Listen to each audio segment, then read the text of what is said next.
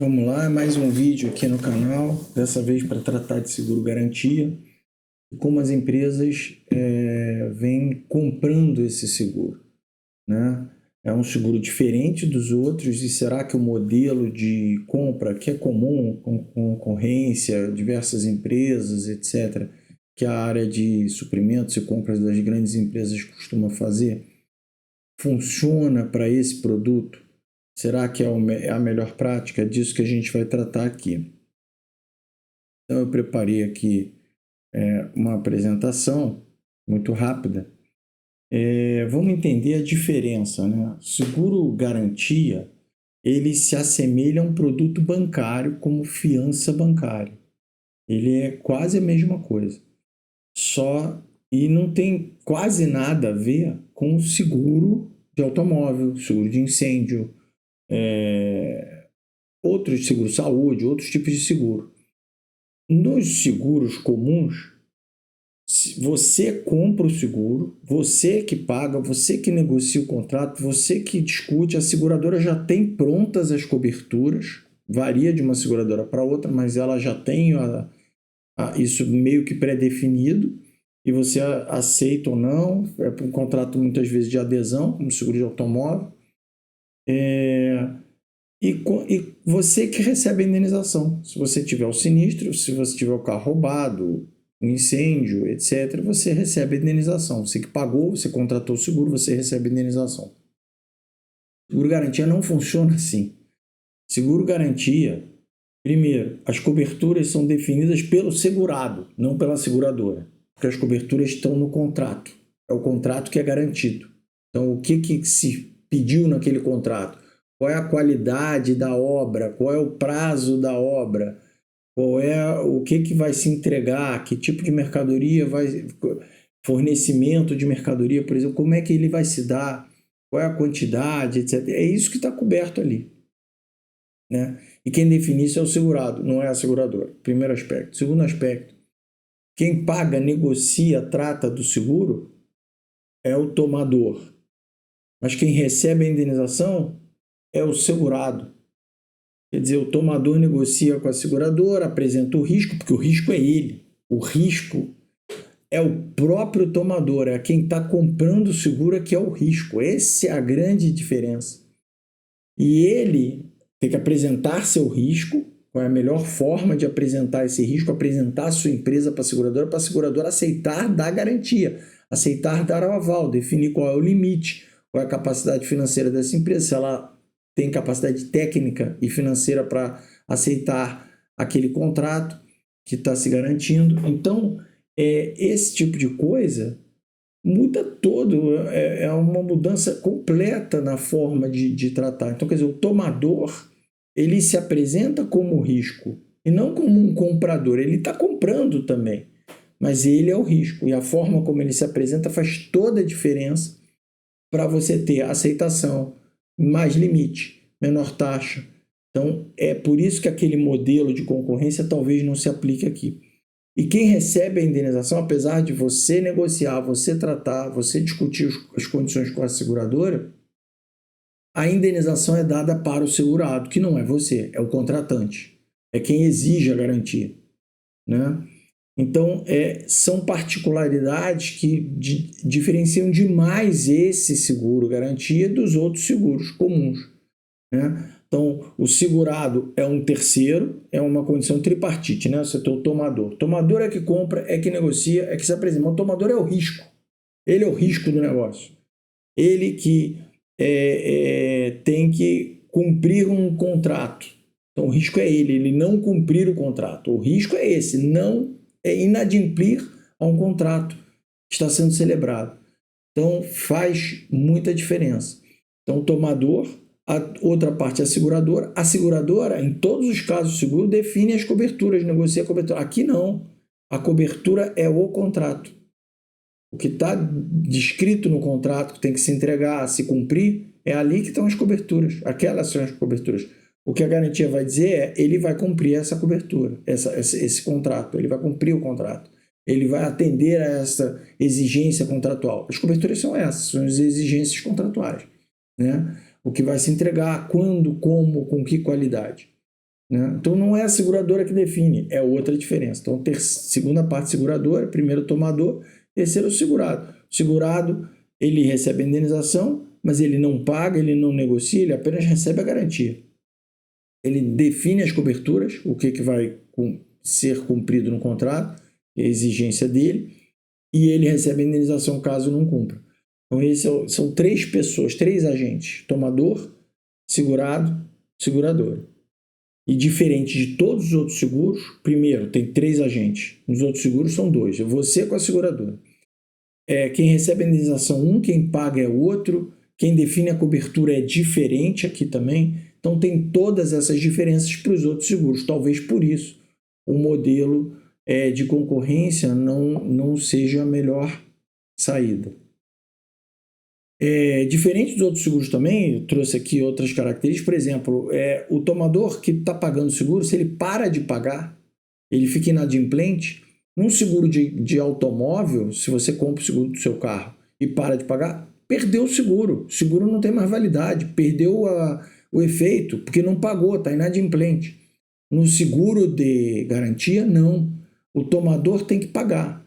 Se ele não pagar, a cobertura não acaba. A garantia não termina. A garantia é ao segurado, que é uma outra empresa. Então, o segurado, que é o contratante, ele continua com a garantia válida mesmo que você não pague. Agora, é óbvio que a seguradora vai atrás, vai protestar, vai correr atrás desse pagamento, e você, inclusive, fica numa lista negra lá, com dificuldade de fazer novos seguros, caso você fique inadimplente com a seguradora e com a resseguradora desta seguradora, né? Então, a inadimplência não cancela a garantia. E as demais coisas eu já falei, que contrata e paga não é quem recebe a indenização, o tomador é o risco, e existem diferentes modalidades, né? Existem diferentes modalidades, diversas formas de garantia, né? A principal delas é a performance bond, que é a garantia do executante, mas você tem o bid bond para participar de uma licitação, né? Você tem que apresentar para você estar apto a apresentar. E para que serve isso? Muita gente faz, todo mundo faz, mas ninguém sabe. Serve para o seguinte: eu nunca vi isso acontecer em mais de 30 anos de trabalho, mas se o vencedor da licitação, o primeiro colocado, não assinar o contrato, desistiu, não quer mais. O órgão público deveria fazer uma nova licitação. Isso é custo, é tempo, é problemático para o órgão público ter que refazer tudo. Então ele exige o bid bond. O que o bid bond cobre? A diferença de preço do primeiro colocado para o segundo. Então, quer dizer, o órgão público deu a vitória para o primeiro, ele cobrou R$1 milhão. O segundo cobrou 2 milhões, cobrou 1,5 milhão. A diferença de R$0,5 milhão entre o primeiro e o segundo colocado é que o seguro vai pagar. Depois ele vai atrás do primeiro, do vencedor, tá? Que isso eu esqueci de falar lá atrás, é outra diferença. Seguro do seu carro, pagou, roubaram o carro, te indeniza o carro, acabou a história. Aqui, no seguro garantia, se você inadimpliu, a seguradora vai pagar lá ao segurado, ao protegido, ao garantido, à empresa que está contratando. Vai indenizá-lo, mas vai em cima de você. Ela não vai pagar e tchau, acabou a história. Não, ela só deu um selo de garantia. Mas quem paga no final da história é o tomador sempre. Se ele não cumpriu, toda despesa que a seguradora teve, ela volta como contra-garantia, tem um contrato de contra-garantia contra o tomador. Ela volta com o tomador. Eu tive que pagar lá, a despesa é sua, o problema é seu, eu quero de volta o meu dinheiro, com todas as correções, etc. Então, diferente dos demais seguros. No bid bond, ela então pagaria a diferença do primeiro colocado para o segundo e iria atrás do primeiro colocado. Poxa, você não assinou o contrato, eu achei que você queria participar da licitação, queria, vencendo, iria contratar, você desistiu e eu tive um prejuízo com isso, eu quero que você me reembolse esse prejuízo. Então a seguradora volta contra o tomador. Nunca vi um bid bond ser usado e ninguém nunca viu no mercado, é raríssimo. Em 30 anos eu nunca vi, porque é óbvio que participou da licitação, você quer ganhar a licitação e se vencer, você vai assinar o contrato, né? E até por isso, como ninguém desiste, é barato. Esse é um seguro ridiculamente barato, custa R$ 200, R$ 300, R$ 500. Tem seguradora que cobra R$ 1.000, mas é baixo, preço baixo, variando de 200 a R$ 1.000, um seguro de bid bond. Depois tem o performance bond, que é para performar o contrato, seja ele qual for, pode ser uma construção, pode ser fornecimento de material, pode ser uma série de coisas. Tem o garantia de adiantamento de pagamento, quando a empresa adianta o valor, dá um sinal, dá uma entrada para mobilização, etc. E é óbvio que ela quer uma garantia de que se você sumir, desaparecer, não cumprir nada, esse dinheiro volta para ela. Tem o de retenção de pagamento, fluxo de caixa para uma obra faseada, quando eu tenho uma retenção mensal ali dos pagamentos conforme as medições. Tem empresas que não querem ter essa retenção e que alguns contratos contêm, e elas apresentam esse seguro, garantia de retenção de pagamento, para ficar recebendo isso mensalmente no fluxo de caixa normalmente, sem prejuízo da garantia que isso daria ao comprador, né? Ele retém para quê? Para no final ter um acúmulo, uma reserva, para pagar qualquer ajuste na obra, qualquer conserto, qualquer coisa que ele entenda que a qualidade não foi a esperada, e ele usa dessa reserva para isso. Não tendo essa reserva, usar o seguro garantia de retenção. Existem ainda seguro de manutenção, corretiva, imobiliária, garantia imobiliária, quando a pessoa cede o terreno. É um dos exemplos, né, de garantia imobiliária, tem várias formas, mas uma delas é a empresa, o sujeito é dono de um terreno, cedeu para a construtora vai subir ali um prédio e vai dar tantos andares, apartamentos, etc., para aquele dono do terreno como permuta. Então tem uma garantia imobiliária para garantir ao dono do terreno que aquela obra vai acabar, senão ele vai receber de alguma forma o pagamento dele. Aduaneiro, quando você traz equipamentos, máquinas, coisas que farão um serviço aqui no Brasil, e muitas vezes ou é para uma montagem, por exemplo, peças de celular, monta o celular e vende o celular para o exterior. Então, quer dizer, aquelas peças não estão sendo importadas para ficarem no Brasil, serem vendidas no Brasil. Ela faz parte do processo produtivo. Por exemplo, isso acontece com automóvel, isso acontece com celular, isso acontece com uma série de equipamentos. E tem a aduaneira também de equipamentos de helicópteros que vão prestar serviço para a Petrobras na Bacia de Campos, por exemplo, de máquinas e equipamentos, porque vêm para fazer uma determinada obra, né? Então, isso acontece também, e a Receita Federal faz um termo junto ao importador, entre aspas, que aquilo é uma importação temporária para um serviço, que não ficará aqui, que não terá, será vendido aquele equipamento, não terá um outro objetivo que não fazer a obra e sair do país. Então, existe garantia aduaneira para você suspender o tributo de imposto de importação, e quando sai, você dá baixa, saiu, e termina a garantia, e você não teve que depositar nada para a Receita Federal para depois tentar recuperar de alguma forma. Tem ainda as garantias, diversas outras garantias. Garantia judicial, por exemplo, para você não ter que depositar em juízo o valor de uma causa que está sendo discutido. Isso tem trabalhista, tem tributário e tem em processos civis. E também tem o depósito recursal, que serve especificamente para a Justiça do Trabalho, naqueles recursos de pequenos processos, e que também é muito barato. Bom, então são diversas modalidades, diferentes formas de garantia, né? A gente pode tratar especificamente de cada uma, particularmente em outros vídeos. Bom, como é que está o mercado hoje? O mercado hoje, 87% praticamente é do setor público, ou seja, é município, estado e União que contratam obras, serviços, etc., e exigem garantia dos seus fornecedores. 87% está aí. 13% é setor privado. É uma empresa privada com outra empresa privada que fizeram algum tipo de negociação, um contrato para uma construção, etc., e exige da outra uma garantia. Curiosamente, a grande maioria dos sinistros, né, praticamente 40% dos sinistros vem das apólices, 40% a sinistralidade das apólices do setor privado. Empresa privada com empresa privada. 40% desses negócios dão sinistro, dão problema. E na relação poder público com o setor privado, só 4% dá problema, dá sinistro. É discrepante. Então, é óbvio que para a seguradora oferecer uma garantia entre duas empresas privadas, ela vai olhar com mais calma, porque ela sabe que a grande maioria dá problema no final.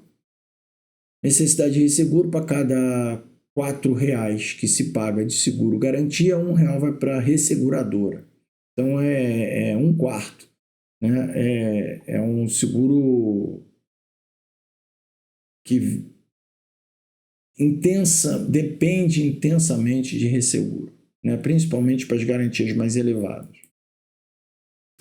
O ranking traz 44 companhias operando nesse tipo de ramo. E aí parece, aos olhos do consumidor, das empresas, que, olha, temos um mercado enorme, vamos fazer uma concorrência entre as seguradoras, entre as corretoras, só que não é assim. Dessas 44 companhias que operam no mercado, metade são companhias nichadas, faz um tipo de garantia muito específica e só aquele. Outros são nichadas de uma forma diferente. Só querem empresas com patrimônio líquido acima de R$200 milhões, empresas gigantescas. Eu só faço garantia para empresa acima de 200 milhões. Então, todo o resto não me interessa. Outras falam que só fazem garantia até R$2 milhões, ou seja, garantias baixas, garantias de 1 milhão, 500 mil, nada mais do que isso. Então, são seguradoras que só querem garantias pequenas. Então, tem aquelas que só querem muito grande, tem aquelas que só querem pequenas, tem aquelas que são específicas para nichos, para garantias muito definidas, especializados nisso. Então, não é verdade que tem 44 companhias. Você tem metade disso são empresas muito especializadas. Só 5 companhias, dominam 50% dos negócios, né? E 15 dominam 96% do negócio. Então, de 44, você vê que 90% das negociações estão em 15 seguradoras só. Ou seja, muitas das outras são seguidores. Ou seja, tem seguradora aí que nunca faz uma garantia, ela não emite, ela serve como co-seguradora para alguém que é especializado nisso. Então, ela está ali para trabalhar em parceria com as outras, nunca sozinha. Então, depende, parece que tem 44 companhias, não é verdade. Você tem 5 que dominam metade do negócio e 15 que dominam 90% dos negócios. E nesse grupo tem as nichadas também, né? Então, vamos entender bem como é que funciona, né? Sobre as corretoras, elas cobram em média 15% de comissão sobre o prêmio que se paga. Isso é a média global do mercado inteiro, não passa muito disso. Mas na maioria dos casos, principalmente, a remuneração fica entre 5% e 10%. Né? Paradoxalmente, o percentual de comissão ele é maior nas garantias que são pequenininhas, abaixo de R$1.000. Porque você pensa, o cara vai pagar R$200 de prêmio. Se você ganhar 5%, você está falando aí de R$10. Né? Então, R$10 não paga a hora, quantas horas ele gastou ali preenchendo formulário, pegando, conferindo contrato, etc., mandando para você a sua garantia. Ele gasta algumas horas fazendo isso, apesar de ser uma garantia extremamente barata. Então, eles trabalham com comissões maiores nesses casos. Mas mesmo assim, nada absurdo. É comum ele ter prejuízo, né? Os corretores sempre correm risco de obter prejuízo nessa operação.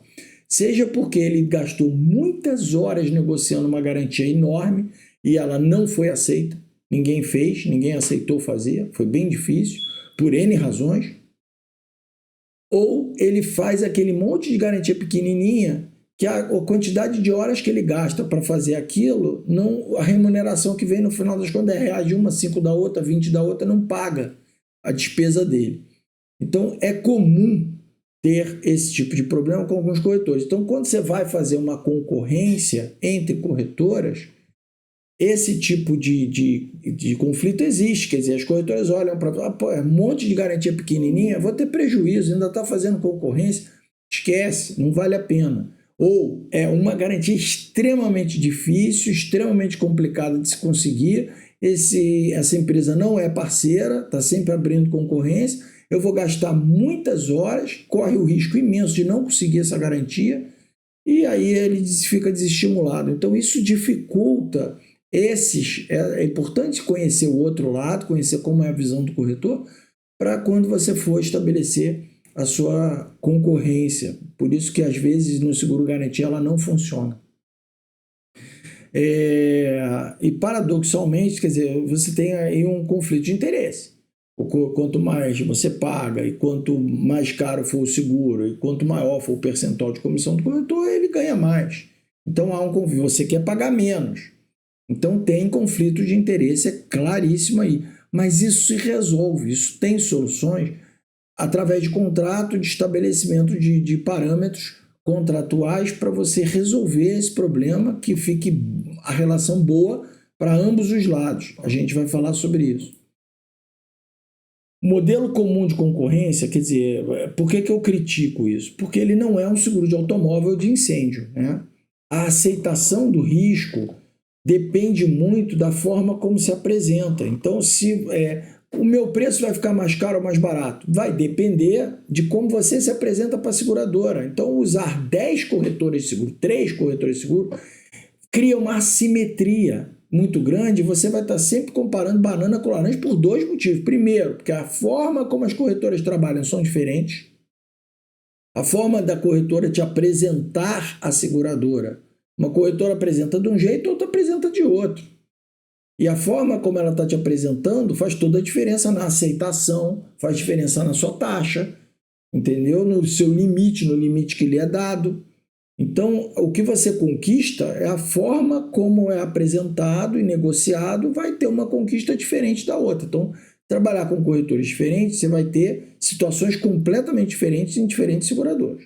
Primeiro aspecto. Segundo aspecto, e outra, se 2 corretores vão na mesma seguradora e apresentam de forma diferente, essa assimetria de informação queima a tua empresa, prejudica a tua empresa, porque a seguradora fica com dúvida. Né? Peraí, essa empresa é assim ou é assado? Ela tem esses números ou... por que esse sujeito me deu uma informação mais completa, o outro me deu incompleta? O que é que estão querendo esconder? Enfim, a assimetria não ajuda em nada. Trabalhar com vários corretores aqui prejudica a sua empresa na obtenção de uma boa garantia, de um limite maior, etc. E por outro lado, as seguradoras também são diferentes, muito diferentes, porque é uma análise de crédito. Não é um seguro de carro, que é meio que padrão de mercado, quase todas oferecem muito parecido entre uma e outra. Aqui não. Aqui você tem analistas de crédito que pensam completamente diferentes, que são pessoas diferentes. Limites de capitais, o capital de risco de uma seguradora é diferente da outra. E aqui é um seguro muito financeiro, de alto risco, e que depende muito da forma de pensar do analista de crédito. É a mesma coisa de taxa de juros nos bancos, ou liberação de crédito no banco. Então, é muito semelhante a banco, neste caso. Então, quem dá mais empréstimo, menos empréstimo, que juros cobra? Mas se eu for numa fintech, eu tenho X de... Meus juros é muito mais alto, e por aí vai. Então, aqui... o modelo comum de concorrência não funciona. A simetria de informação atrapalha na análise do seu risco.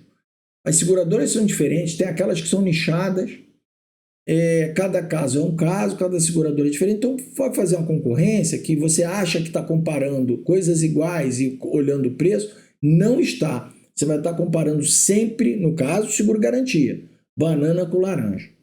entendeu? Então é muito complicado por essas razões, pela assimetria entre as seguradoras e a assimetria de forma de trabalhar entre os corretores de seguro. Bom, sobre a análise de crédito, é legal dar algumas dicas. Por exemplo, o patrimônio líquido da sua empresa versus o valor da garantia. Quer dizer, eu quero uma garantia de 20 milhões. Qual é o patrimônio líquido da sua empresa? 10 milhões? É impossível. Como é que a sua empresa não tem capacidade para pagar 20 milhões? Porque ela vale 10. O patrimônio líquido dela diz que o valor contábil dela é valor de mercado é outra coisa. Mas o valor contábil que está ali, vendi os ativos, paguei todo o passivo, quanto sobrou? Sobrou 10 milhões. 10 milhões é o valor dela. Se eu quiser encerrar a empresa hoje, liquidar, encerrar e fechar, sobram 10 milhões, patrimônio líquido. A seguradora pensa muito assim, então eu vou dar uma garantia de 20 milhões, se ele não cumprir, eu tiver que pagar 20 milhões lá, eu recupero quanto? Até 10, porque a empresa só vale 10. Então, a seguradora dificilmente é complicado para ela. Depende de muitos fatores a serem analisados, mas via de regra, o mais comum, o mais simples eu tenho um patrimônio líquido e a minha capacidade de limite de garantias vai a 30% deste patrimônio líquido. Né? Então, ou seja, eu preciso de 10 milhões de oferecer garantias de 10 milhões, eu tenho que ter 30 milhões de patrimônio líquido. Ah, mas existem casos que não é assim. Eu posso oferecer 10 e ter 10 de patrimônio líquido, ou ter 8, 9. Existem casos que sim. Mas aí tem outras coisas que condicionam, que facilitam e que dão conforto para a seguradora acreditar que não vai tomar aquele prejuízo todo. Outro detalhe, ativo circulante, passivo circulante. Primeiro, seu ativo circulante será descontado de algumas contas, por exemplo, antecipação, despesas antecipadas, como, por exemplo, assinatura de jornal. Isso não interessa para o segurador, isso não é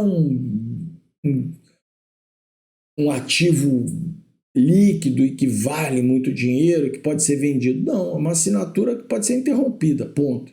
Mas ela já foi paga, não retorna muito dinheiro. Então, algumas contas são descontadas do seu ativo circulante. O seu ativo circulante ele tem que ser suficiente para pagar inteiro o seu passivo circulante, que em última instância, conceitualmente, o ativo circulante, todos os dinheiros e direitos que você tem, todos os direitos e montante financeiro que você tem em 365 dias. E o passivo é tudo que você tem que pagar e honrar em 365 dias. O que você tem para receber e tem em caixa, paga todas as contas nos próximos 365 dias, essa é a conta. Liquidez. Você tem liquidez para honrar todos os seus compromissos nos próximos 365. Se o passivo circulante é maior que o ativo circulante, você tem um problema de liquidez grave. Então é meio óbvio. Agora, se o teu ativo circulante é 3 vezes, 4 vezes o seu passivo, isso é ótimo, né? O grau de endividamento oneroso, ou seja, mesmo que eu tenha um ativo circulante bom, mas você é muito endividado, muito alavancado, você tem dívidas com banco elevadíssimas, isso é péssimo, péssimo. Né? O grau de endividamento oneroso tem que ser olhado também com lupa. Ele tem que ser proporcional aos outros números do balanço. Empresas em recuperação judicial, patrimônio líquido negativo, insolvência, etc., dificilmente conseguem garantia. É muito, muito, muito difícil, sim. Ah, Gustavo, nunca viu nenhum caso de oferecer. Já vi.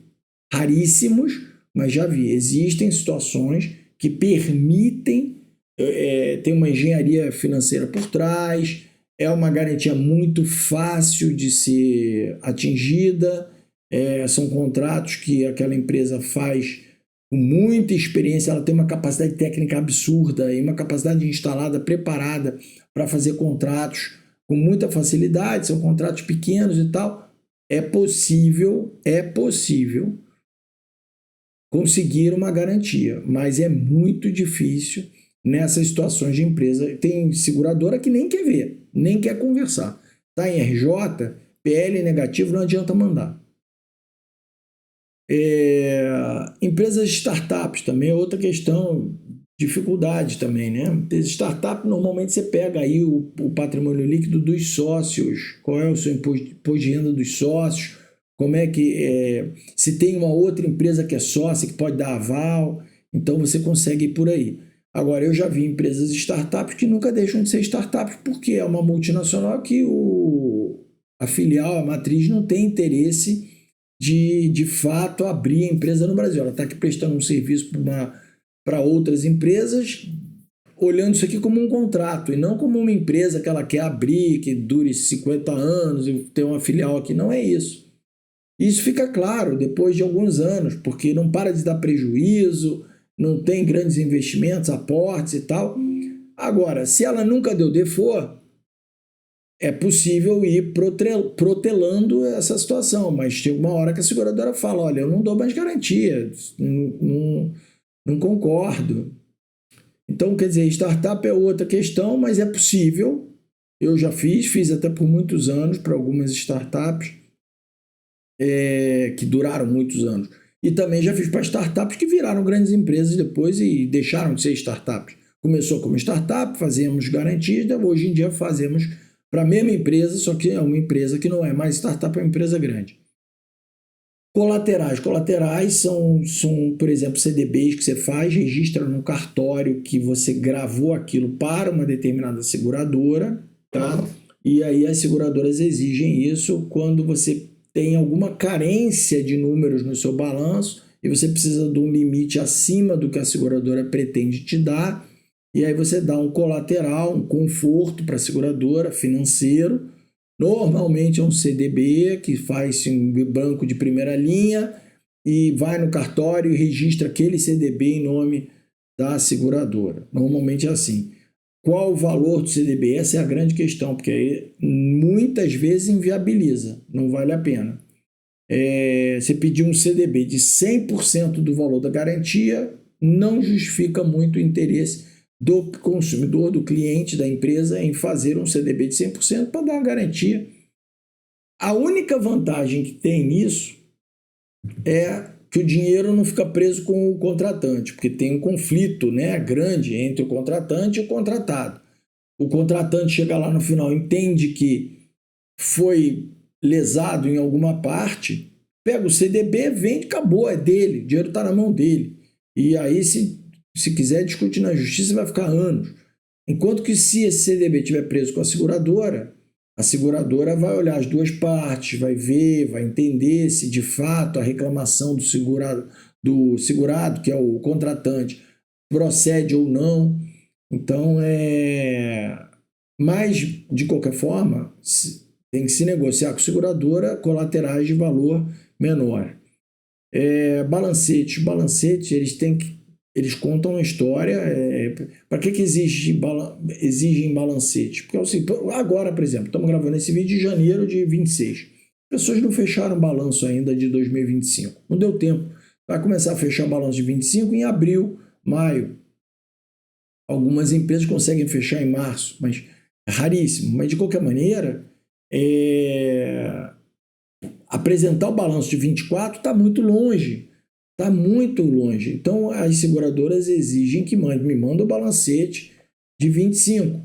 Tá? E dali ele vai extrair as contas de ativo circulante, passivo circulante, patrimônio líquido, endividamento, vai olhar tudo no balancete, como se olha no balanço do mesmo jeito. Tá? Isso são apenas algumas nuances, algumas dicas sobre análise de crédito, que é bom a empresa saber que existe na avaliação que é dada para a sua empresa. É dessa análise que define-se limite, que define-se taxa, né?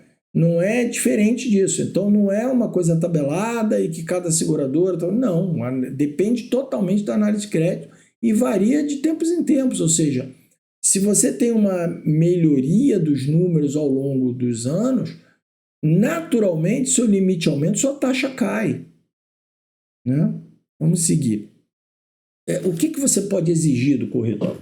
Ah, Gustavo, você está dizendo que concorrência não funciona e tal, como é que a gente vai fazer? Faz-se um contrato, eu vou falar sobre o modelo já. Faz o contrato, mas exija que você escolha um corretor É que nem escolher um médico, é que nem escolher um advogado. Você tem que confiar nele, né? Você tem que confiar nesse corretor. Ele tem que demonstrar experiência profissional, ter muito tempo fazendo isso, muita especialização nessa área, conhecer todas as modalidades de garantia, já ter exemplos para lhe contar, conhecer como funcionam as seguradoras plenamente. Essa seguradora é nichada, essa aqui pode aceitar, essa aqui as taxas são mais altas, nessa outra as taxas são mais baixas, mas os limites são menores e por aí vai. Ele consegue ter o panorama do mercado, saber como operam todas as seguradoras, ter um bom relacionamento com todas as seguradoras, se não todas, a maioria, conhecer profundamente os produtos de garantia, todos eles, e tendo experiência, longa data, e você tem que exigir o principal, que ele entenda de análise de balanço, entenda de finanças, né? Que ele possa antecipar um problema, que ele possa traçar a melhor estratégia. Olha, os seus números aqui estão ruins, vamos explicar isso melhor para a seguradora? Eu estou vendo aqui, antes de mandar, porque pegar o seu balanço e mandar como um mensageiro, sair distribuindo para a seguradora, isso qualquer um faz. Outra coisa é o cara pegar, analisar, olhar, discutir com a área financeira da empresa aqueles números, como é que a gente consegue apresentar isso de uma melhor forma. Se eu estou vendo que tem um número que está ruim, eu já vou com a explicação disso, antes que isso vire uma negativa. Porque na prática, como é que funciona? Você manda o balanço para a subscrição de uma seguradora, ela tem um número de horas para te devolver a análise. O cara que está fazendo lá no escritório dele, da seguradora, ele tem ao longo do dia que analisar 50 empresas. Então ele vê um item errado, ele já nega e acabou. E parte para a próxima, porque ele tem muito trabalho para fazer, não tem tempo para ficar perdendo com uma empresa, com uma garantia. Esse é o primeiro aspecto. Segundo aspecto, ele vai negar e de repente ele negaria por uma segunda coisa, por uma terceira coisa. Então, aí você conserta a primeira, devolve. Ele nega de novo pela segunda coisa. Está perdendo tempo. Ele, tá bom, você explicou o ponto 1, mas eu agora encontrei o ponto 2. Porque ele no ponto 1 parou. Eles não vão lá olhar tudo e dizer, tem isso, não. Não é. Ele está com muito trabalho para fazer, ele já viu que bateu na trave a primeira, ele já desiste daquilo. Ele não continua a análise, ele devolve e fala, não quero.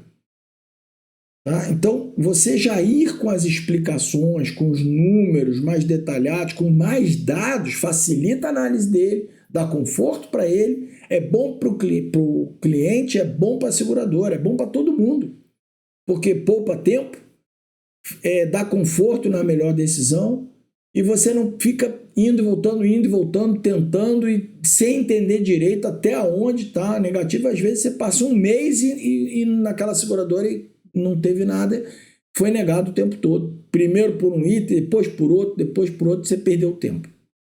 Então, um corretor que entenda de análise de balanço é fundamental, que tenha experiência em números, em finanças e até para dialogar com a área financeira da empresa, com o CFO, com o gerente financeiro, com o tesoureiro, para poder discutir, com o contador, para poder discutir esses números e melhorar essa apresentação da sua empresa.